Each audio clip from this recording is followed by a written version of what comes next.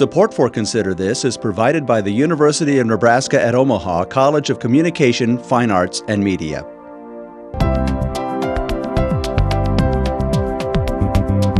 Consider This, a program of issues and information behind today's news.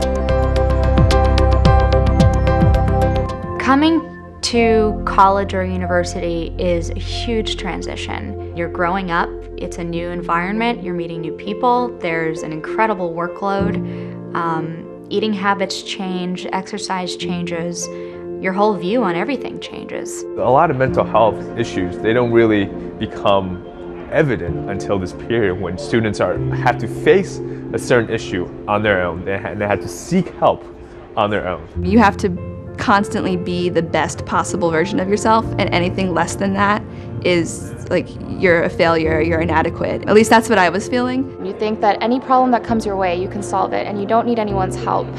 And sometimes life gives you challenges that you just can't solve by yourself. So now what? Hi everyone, I'm Kathy Wyatt. Welcome to this week's edition of Consider This. Our topic, active minds. Joining us to talk more about it are Brock Thompson, treasurer for the chapter at the University of Nebraska-Lincoln, and Tyler and Skylar Martin, twins. They are co-presidents of the chapter at Elkhorn South High School in Omaha. Welcome to all of you. Thank you for being here. Thanks for having us. You bet. Brock, we're going to start with you. How do you define mental illness? Well, the National Alliance for Mental Health talks about mental health or mental illness being a disorder that affects someone's feelings or their mood. And you can imagine that that's pretty broad.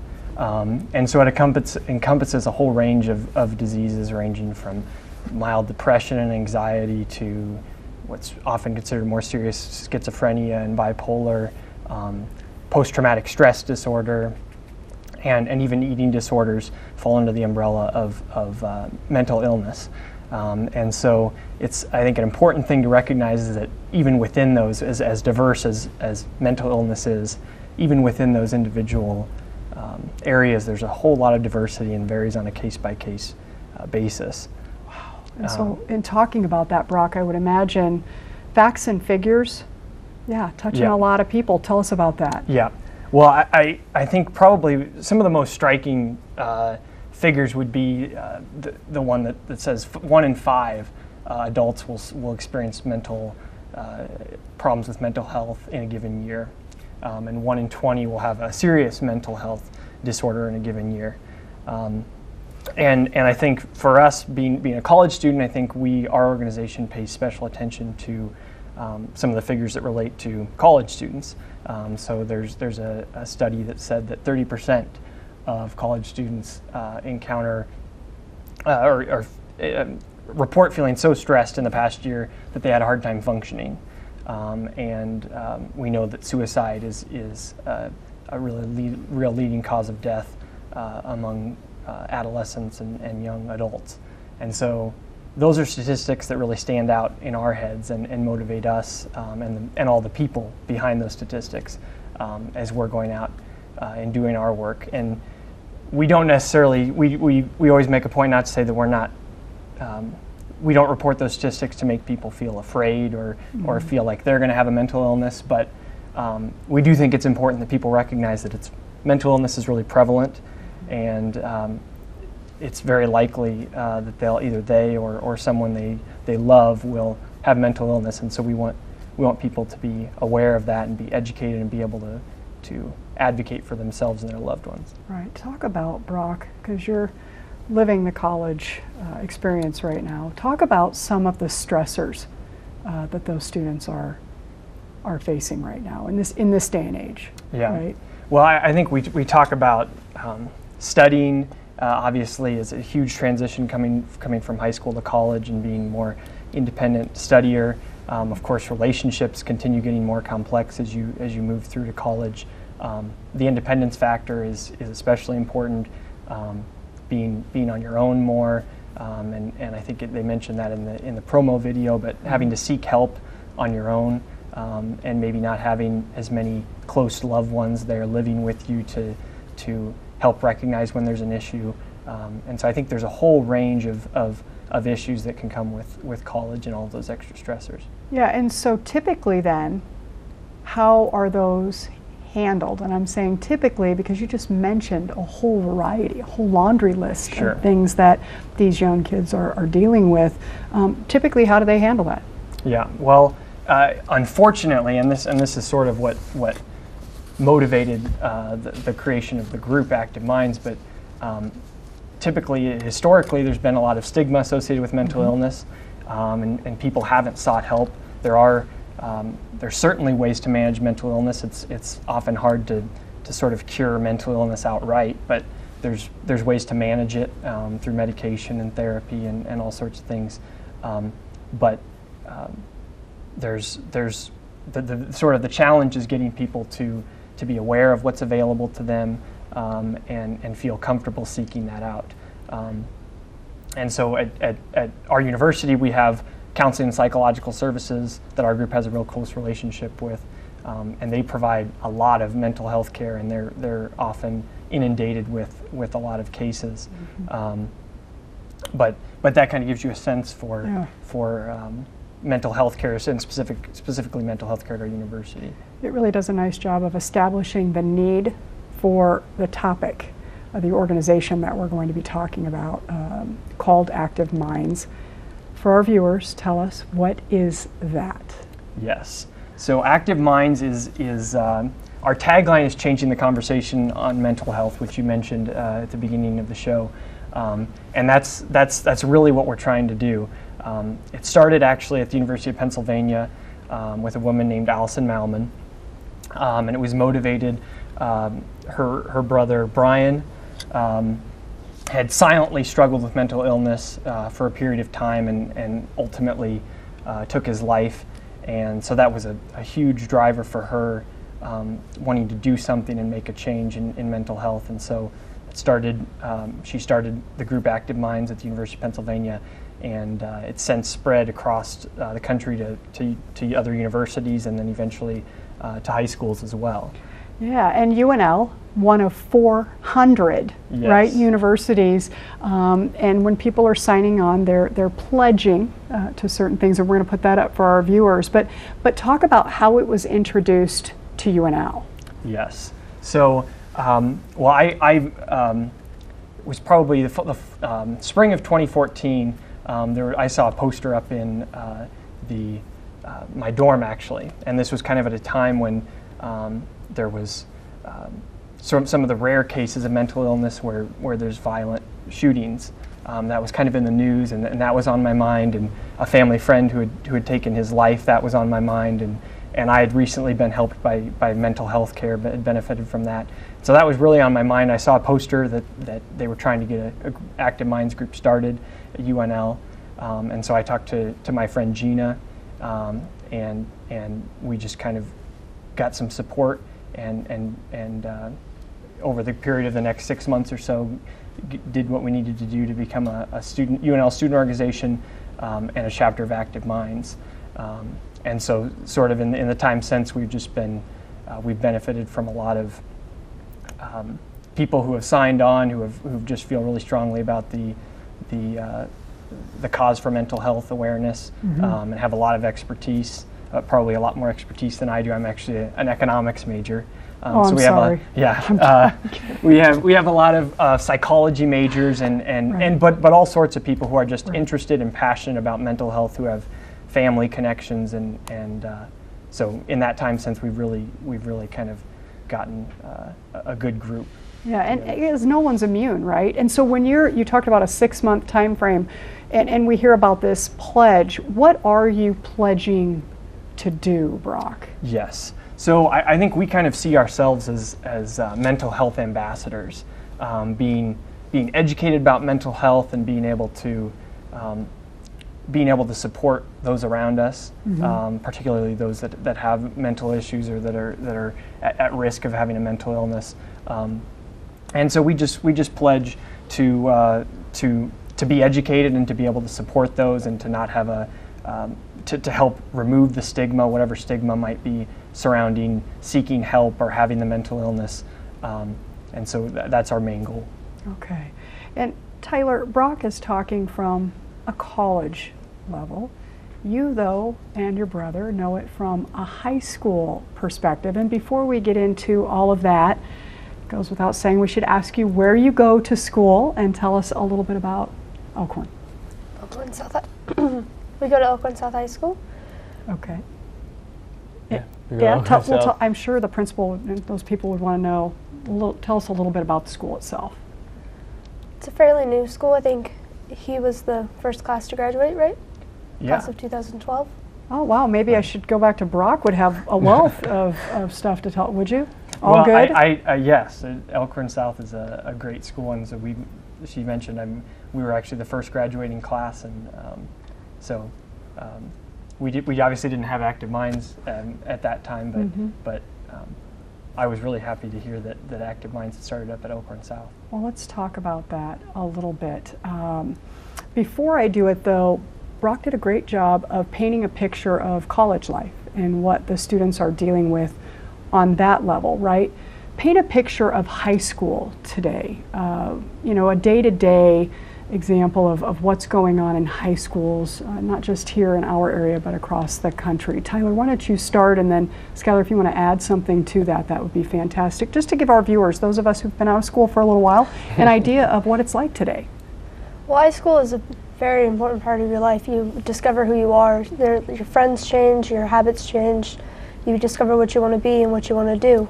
It's a lot of self-discovery, and you have to make a lot of hard decisions, like who you want to hang out with and what decisions you want to make. And a lot of people, like he said, 1 in 5 adults have mental health illness, so that's 4 or 5 kids in a classroom, and they act like it's an uncommon thing, when in reality it is a common thing, so they act like mental health is something to be ashamed of and something to not talk about. And in reality, that's why we're here, is to change that. Yeah, Skylar, how do you fit into all of that then? Talk about your life there at school. Well, what I've noticed with other students is that they're really worried about their status on the leaderboard of social rankings. And what previous generations don't really understand about that is social media plays a huge part about that. And their whole way they operate and how their lives can change based on what they hear on social media. And they hide a lot of it on social media, and that affects them around the school. Okay. And so I want to talk about the social media thing for just a minute. You guys, all 3 of you, pretty actively involved in the whole social media thing. Yeah. For the most part, are you seeing it as being beneficial, or is it playing into some of the challenges, a little bit of both? Skylar, I'll talk with you first because you brought it up, right? So big picture, social media. Yeah, what do you think? Huge. I personally find it awesome. I mean, it's a great way for us to connect people, but others can find that weird, and especially when they express their opinion and other people shut it down immediately. That can affect them during school, and then that then affects their study habits and their social ranking and then their mood, and then it causes depression and stuff like that. So other people can definitely be affected by it negatively. Tyler, what do you think? Well, I know it's a great way to connect with people, but cyberbullying is a big problem. Well, it's so easy to just send out a mean tweet, and it'll take seconds, and you don't think about it, and then it's there forever, and everyone can see it, and everyone knows that everyone can see it. So it's not like someone said something mean to you in the hallway, and you're like, oh, whatever, nobody heard it. Everyone can see it, and so everyone knows that someone thinks that badly about you. So you think, oh, well, what if everyone thinks that way about me because everyone saw it, and then it just manifests in your mind, and you keep thinking about it, and it's always there, and you can't get rid of it. So you just keep thinking about it, and it gets worse. You know, I think this would be, and thank you both for bringing that up, a good time to talk about the signs, right? So we're on the social media or whatever it is that's bringing us down, right? And then people tend to withdraw and they don't talk. That's part of what Active Minds gets people to do, is to open up. So Brock, what are we looking for? Whether it's a high school student or a college student, what types of things are the red flags that we would want to engage in a discussion with them? We'd want to maybe open that door. Yeah. Well, I think one of the most common things people talk about is someone's feeling down and really not feeling good about things for an extended period of time. Obviously, everybody has times in their life where they're not feeling as good, but if someone's really down for an extended period of time or not seeming like themselves, that's really a time to reach out And people always talk about reaching out as just being a good thing to do, even if someone's not having problems, just to reach out to them and show that you care. There's probably not a lot of bad that can come of that, and so just being sensitive and not demanding that someone seek mental health care, but just encouraging them and showing that you're a support is really key. Outstanding. And Tyler and Skylar, so what we want to know here is the story that led up to the two of you finding out more about this program and saying, you know what, we're going to do this in our high school, which is pretty extraordinary considering you're one of only 18 across the country, which makes the two of you exceptional in my book right off the bat, right? So tell me a little bit about what was going on in your lives at the time that you decided enough is enough and we've got to get something going here. Well, it's kind of, I have bipolar disorder and anxiety, and we thought I had depression for about 3 years, and I was misdiagnosed that entire time, and we didn't know that, I didn't really think that I could have bipolar disorder because I was in the internalized stigma. I thought that, oh, it's like your mood changes in seconds, like that's not me, like that's, I just have depression, but no, I have bipolar disorder type 1. I didn't even know there's 2 types. Wow.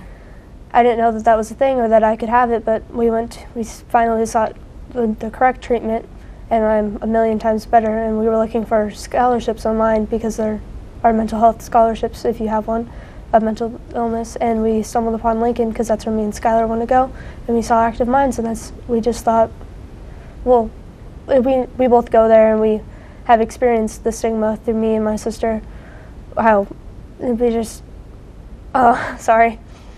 It's just, people act like it's not okay to talk about and that you should be ashamed of it.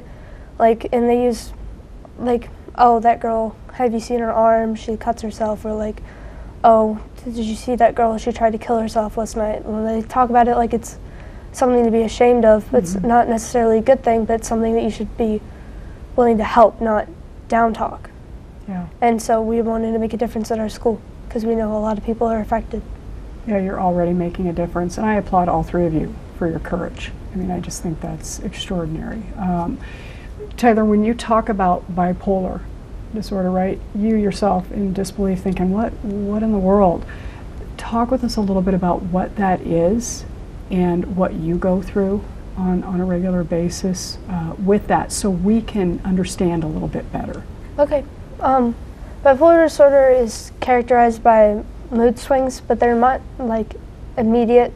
There's depression states where they can last, I think the average is about, or it has to be at least 2 weeks or so, or it can last up to months or years. It's different for each person. And then there's manic states where you're in your high and you're just, for me, I spend a lot of money and I act like everything's, like I fully believe that I'll never be sad again and that everything's fine.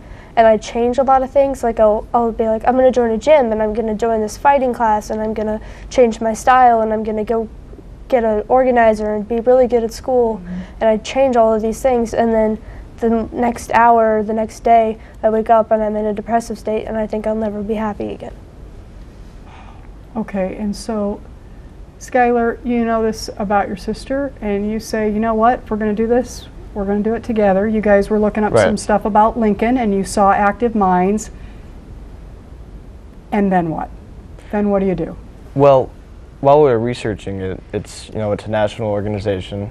It's such a great purpose, and it's in 17 high schools. We're like, why? So obviously we need to get this at our high school now and reach out to other high schools and try to get it to spread.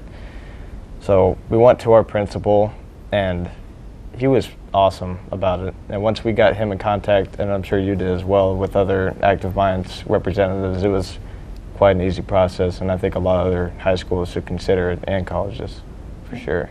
We should give your principal hats off. The name of your principal is? Mr. Kalvoda. Yeah, I mean, it starts at the top, right? They have to have buy-in to what the students are coming to them with, and the fact that Elkhorn would be willing to say to the two of you, hey, that sounds like a fantastic idea, and how can I help you to get that going. I know Brock brought up flyers, so you see flyers around. It takes more than putting up some flyers. What did you guys do when you approached the principal? They said, okay, then what are the next steps you take to start to raise awareness at the high school then? What types of things did you have to do to get that ball rolling down the hill? Skylar? Well, as I mentioned before, social media, Mm-hmm. that's a perfect way. I mean, everyone's on it, and that's where some of their depression is the source from. And so when they see it on social media that, hey, we're going to have an Active Minds meeting, like, well, what's Active Minds? And they research it and like, well, this is awesome. Let's do this. And then that honestly got most of our people into it. And after the first meeting, people kind of started talking about it and spreading the word. And after some of our projects that we did around the school, most of our students would know about it and love it. So how many folks at your first meeting? About 35. About 35. Mm-hmm. And Tyler, I want to ask you, you open the door for something like this. You're the leaders, you're the co-presidents, right? You know you're going to need to go in and share your story with your peers, out loud, in a group, right? Talk to us about, was there any kind of anxiety associated with that? Or did you just say, you know what, we're going full speed ahead now, I'm going to go in, I'm going to do this? And what type of reaction did you get from your peers when you were that open with them? Well, our first meeting, we went around and shared why we came. And for the board members, we said why we helped start this. And so I shared my story. And it felt good to be open about it. And I felt like I set an example for the rest of the group to say that it's okay to share, it's okay to talk about it, and it's okay to share your story. And that almost every person shared their story after that. Every single one of the 35 people shared their stories, like about suicide attempts, their depression, or their family's suicide attempts. They were so open about it, and that was an amazing thing. So then, Skylar, you have a meeting like that, there's follow-up. People have now opened up verbally, they've opened their hearts. Now we have to follow up. So what did you do after that first meeting? Two of you step back and you say, okay, we got to figure this out. Where did it go from there? Well, it was surprising at first, for sure. I mean, people would relieve some things that I had no idea they were even capable of. And it was awesome, you know, that people were willing to, at the first meeting, come together and talk about it. So after that, I knew that we had full support, and it would be easy to cooperate with that group of people that attended the first meeting. So after that, it wasn't talking about what we were going to do next, but when we were going to hang out with our new friends. They were just awesome about it. It was like we're having a regular conversation with just our friends, not members of a club. Are you finding that from I don't know, how important is confidentiality? I mean, if the whole objective is to get people to open up, Brock, what are we talking in terms of we come together, and what's the expectation when we're doing the sharing like they were doing in their meeting? Yeah, well, I think we really leave it up to individuals to kind of share what they want, and obviously we leave it up to them to share if they want to share things publicly or not. But we think, but obviously we are interested in getting people talking about it, and I think that's we found sort of we had a similar experience when we went around. People are really want to be open about their experiences with mental health, and so I think that oftentimes that just kind of occurs naturally. Okay, and Skylar and Tyler, where do you then go from here with the group? Where is it now, and what are you hoping it becomes, not just inside the walls of the school, but from a regional and national? What types of things are you guys doing? Well, I know one thing, one of our goals is that we want to spread this cause to as many people. And the officer at our school, Officer Nichols, he brought his daughter, who goes to a different school, and now she wants to start it at her high school. So I'm going to get together with her and try to walk her through the steps on how to start it. And we really just want to spread awareness that this is a thing and that it works and it helps people, and we're trying to get this to many places as we can. Skylar, is it as easy as just asking someone what's going through your mind right now to get that conversation started? Or what are you finding, especially at the high school level, to be the secret to success in opening that door of dialogue? Well, it's a little bit of both. I mean, some people are waiting to burst when you ask them what's going on with their life, and that's awesome.